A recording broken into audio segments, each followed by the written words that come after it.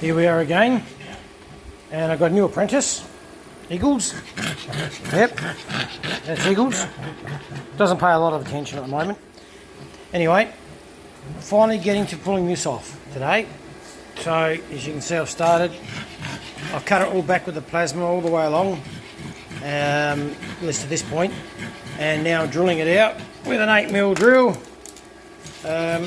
through all the spot welds, 1,000 of them, and getting off this strip which was the outer sill, and then I will cut out with the plasma straight across here the inner sill, so then as I drill it I can roll it off and get the strip off like this. So that's what I'm up to today. Okay, you learning? Good. I didn't want to bore everybody with a long-winded video using a plasma cutter, but guys, it makes the job so much faster. I'll just do one section to show you. You can see this is sort of stuck down. I can't really bend it off because of the body work up under here. With the plasma, just whip that off so quickly, and then drilling these out makes removing this whole thing, this whole edge, so much quicker. I'll just set it up and we'll have a look.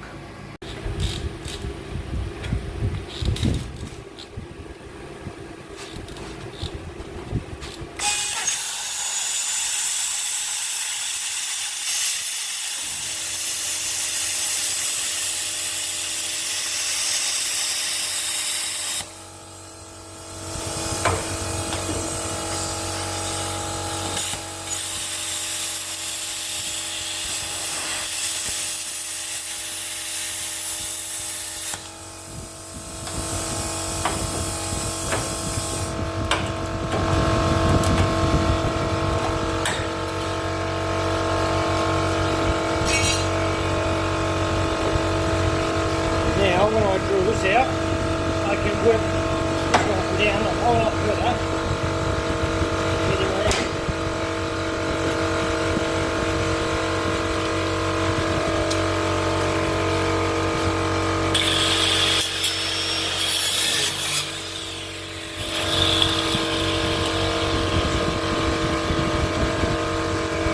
Not bad at all. And here's something interesting. This bracket that is corroded out on the bottom, which I will rectify. On the ute that I did it, these were all spot welded onto the inner sill, and none of these have been done here. I think Ford took a shortcut. Anyway, I'll keep working with that and get that off. Okay, I'm back again after a few days. I've had to have a bit of a think. I'm not sure what I'm really going to do with some of this. Try and nut it out. Got the rear torque box, which is rusted out and got holes all through it, so I've got to cut all that out and make a new one there.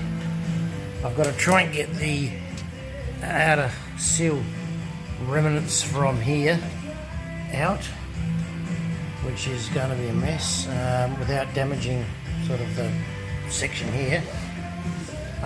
There's still the pieces of the inner sill there. I'm going to have to unstitch this section up here so I can get that seal off without damaging what remaining sort of structure there is under there.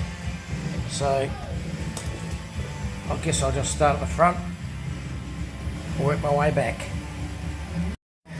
So someone's made a really shit repair through here, so I'm trying to cut with the grinder downwards along this weld so I don't take off the flap that's on this guy, but try and get the inner seal off.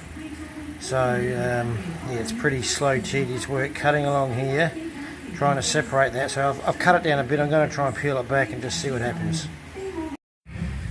Right, so hours later, without exaggeration, actually hours later, I finally got off all of the inner sill. Of course I can't put the new one on now because there's a pile of work I've got to do here. I have to rip out that internal little torque box. It's a rear torque box. Pull that out and basically remake it. It's just got too much rust in it. Replace all the flaps and lips on here that spot welds need to go on, and then there's a bit of work to do on the inside as well, through this area, replace all that tab along there all the way around, and then I actually have to extend this by about 10mm, as I had to cut that off with the old inner sill, just could not get it off.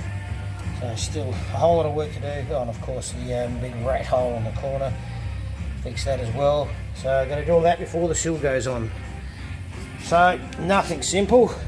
As always, pull something off and I find something else. This torque box is a real piece of shit. I feel I'm going to have to try and actually replace only the rusted out parts and not the whole thing. I can't get up in there to get that removed from the floor pan. So I'm going to have to hack out this corner, clean all that up, make a new rear section for that and try and weld that in from inside and possibly from behind, and then run the new tabs around the edges and weld them on separate. Let's see how that goes.